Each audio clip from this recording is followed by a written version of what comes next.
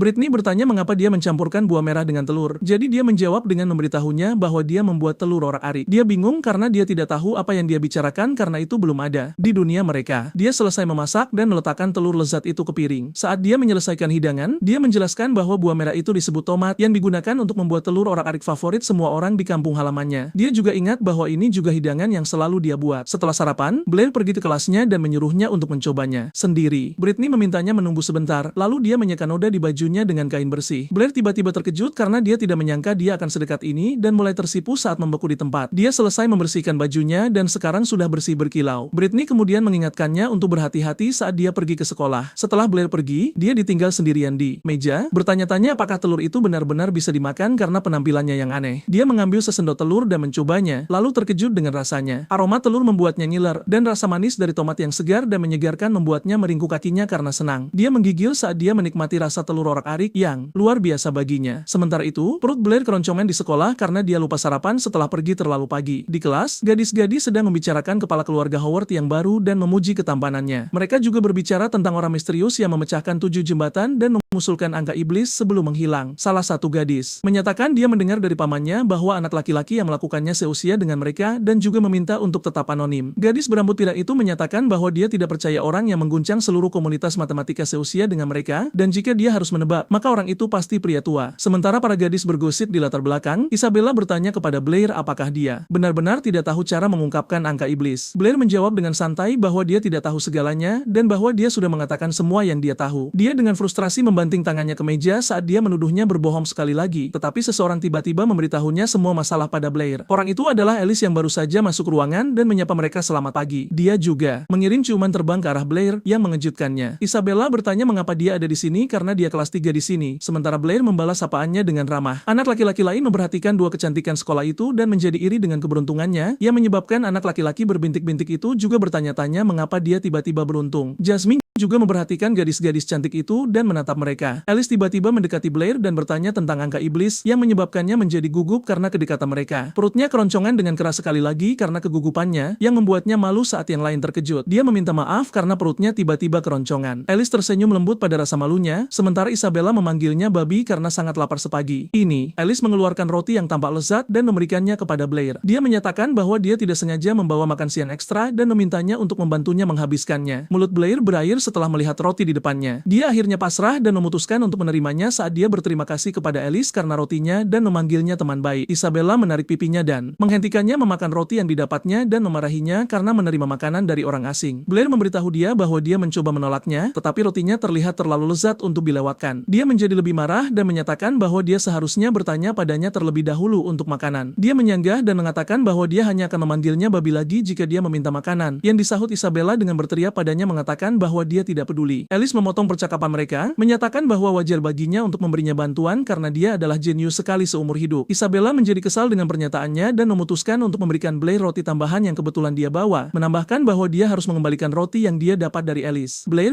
jadi sedikit bingung dengan kebaikannya yang tiba-tiba. Alice menggodanya karena ikut campur dengan pilihannya dan menunjukkan bahwa mereka tidak dalam hubungan seperti itu untuk dia cemburu. Isabella menjadi lebih kesal dengan detail yang dia tunjukkan dan memberitahu Blair bahwa dia harus membuat pilihan untuk memilih antara dia dan roti Alice dan dia hanya bisa memilih satu. Alice menghiburnya dan memberitahu dia bahwa tidak apa-apa untuk memilih apa yang dia suka bahkan jika itu miliknya. Ketegangan meningkat saat kedua gadis itu saling menatap dengan Blair tidak bisa makan dengan tenang saat kedua gadis itu saling memusuhi. Blair berjuang untuk menemukan cara meredakan situasi. Dia memutuskan untuk menerima roti Isabella dan mengambilnya dari tangannya. Dia pamer dan merayakan bahwa rotinya lebih baik daripada Alice yang sekarang juga kesal, tetapi Blair menyodorkan kedua potong roti ke dalam mulutnya. Saat dia mencoba menelan roti itu, dia mulai berkeringat deras dan hampir tersedak dalam prosesnya. Roti akhirnya mencapai tenggorokannya dan mulai turun ke perutnya. Dia berhasil memakan kedua potong roti itu dan memuji keduanya karena roti mereka yang lezat dengan air mata mengalir di wajahnya. Teman sekelasnya yang menyaksikan adegan itu mulai mengkhawatirkannya karena aksi yang baru saja dia lakukan. Isabella menjadi sangat gembira memikirkan bahwa dia melahap rotinya karena kelezatannya. Di sisi lain, Alice menyeka remah roti di wajah Blair dan mulai memasukkannya ke mulutnya sendiri sambil menatapnya dengan menggoda saat dia menjilati remah-remah dari jarinya. Dia juga dengan ringan memarahi Blair karena ceroboh. Isabella sekarang dilalap api kemarahannya sendiri karena Alice menggoda Blair. Tiba-tiba bel berbunyi dan Alice menyadari bahwa sudah waktunya untuk kelas. Dia kemudian mengucapkan selamat tinggal kepada Blair. Dia membalasnya juga sambil tampak seperti orang cabul. Isabella memperhatikan tatapan cabulnya dan menunjuk ke arahnya dengan mengancam, menyatakan bahwa bahwa dia akan menunggunya setelah kelas, di mana dia tidak punya pilihan selain setuju. Isabella kemudian keluar dari ruangan dan membanting pintu dengan marah. Blair kini lega setelah kedua gadis itu pergi dan menghela napas lega. Tiba-tiba sebuah tangan besar mencubit pipinya sambil memanggil namanya. Itu adalah Toby dan dia bertanya kapan dia mengenal Alice. Blair menjawab bahwa dia bertemu dengannya malam itu. Toby terkejut bahwa dia bertemu dengannya di malam hari dan salah paham situasinya. Blair mengklarifikasinya dengan memberitahunya bahwa dia bertemu dengannya di konferensi akademik asosiasi matematika yang dibawa oleh Nona Britney. Toby ingat berita tentang konferensi itu dan bertanya kepadanya apakah itu yang tempat angka iblis ditemukan. Tetapi Blair memotong dan memberitahu dia bahwa Britney telah tiba. Selama kelas, dia sekali lagi memecahkan masalah di papan tulis dengan mudah. Britney memberitahu kelas bahwa sudah waktunya bagi mereka untuk mendiskusikan pertanyaan di papan tulis dengan kelompok mereka masing-masing. Dia kemudian berbisik kepada Blair dan memberinya sepotong roti. Jadi dia bertanya untuk apa itu. Dia memberitahu dia bahwa itu untuk sarapannya karena dia tidak makan di pagi hari. Dia berkeringat deras memikirkan makan roti lagi setelah melahapnya tadi. Blair kemudian menuju ke kelompoknya untuk diskusi. Toby bertanya mengapa dia punya roti lagi setelah melihatnya di tangannya. Dia menghindari pertanyaan itu dan memutuskan untuk melakukan diskusi terlebih dahulu. Tetapi seorang gadis di kelompoknya tiba-tiba membanting meja dengan tangannya. Gadis berambut merah muda yang membanting meja itu kemudian bertanya kepada Blair siapa pria misterius di konferensi itu karena dia mendengar dari Toby bahwa dia hadir hari itu. Dia menoleh ke Toby yang menghindari tatapannya saat dia mencoba menepis pertanyaannya dengan mengatakan bahwa dia hanya agak melihat orang itu. Gadis berambut merah muda bertanya bagaimana dia agak melihatnya. Sementara itu, Jasmine tampak memikirkan sesuatu. Blair menjelaskan bahwa dia absen saat pria misterius itu berdiri. Lalu saat dia kembali, tempat itu berantakan dan dia tidak bisa menemukan pria itu dimanapun. Gadis itu bertanya mengapa dia meninggalkan tempat itu pada saat yang penting. Dia menjawab dengan alasan mengatakan bahwa dia diare karena makan terlalu banyak yang membuat mereka semua diam. Toby menyatakan sambil mengupil bahwa dia tidak percaya dia menyia-nyiakan kesempatan yang begitu baik. Gadis itu menegurnya mengatakan bahwa sudah cukup Blair memenuhi syarat untuk menghadiri acara tersebut karena hanya orang kaya atau bangsawan yang bisa menghadirinya. Dia juga meminta Blair untuk pergi ke rumahnya untuk menjadi guru matematika karena dia masih memiliki banyak pertanyaan. Dan jika dia lelah maka dia bisa dengan mudah beristirahat di kediaman mereka yang besar. Toby skeptis dengan niatnya dan bertanya apakah dia benar-benar hanya ingin belajar matematika. Yang membuatnya marah dan dia menyatakan bahwa dia hanya rajin belajar. Sementara itu,